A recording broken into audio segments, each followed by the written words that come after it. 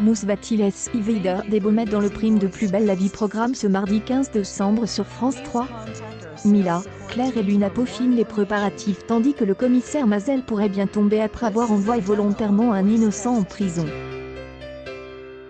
Un autre enjeu animera cette soirée puisque Némonie, Francesco, Vincent et Estelle ont décidé de tout tenter pour créer un électrochoc et entraîner le revers de Jeanne. C'est un grand bol d'air que vont prendre les proches de la directrice de l'hôpital, plongée dans un profond coma depuis une tentative d'assassinat qui est de rouler dans le cadre d'une épidémie ayant frappé Marseille en mars dernier. Depuis, Némonie a tout temps pour animer sa fille. En vain.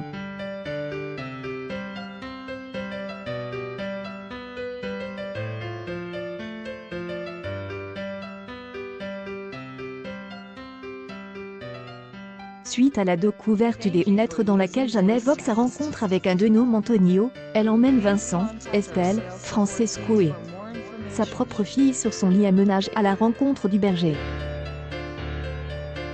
Mais les choses ne vont pas être simples. La bande va recueillir le témoignage d'un enfant qui les prévient que cet Antonio est un mercenaire vivant seul, entouré de ses bêtes. Elle approcherait une mission délicate, car il fait parler son fusil quand des étrangers tutoient un peu trop près sa propriété.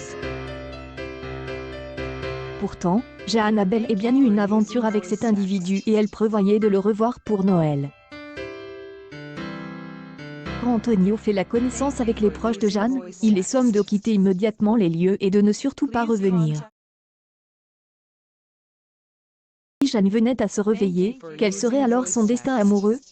Retrouvera-t-elle les bras de ce berger dur à apprivoiser, 3 ans après leur rencontre, ou tentera-t-elle de recoller les morceaux avec Vincent, avec qui elle a été ce pari puisque la jeune fille est sur une toute affaire dans cette même soirée, il faudra sans doute patienter pour retrouver la compagnie de sa fille adoptive avec.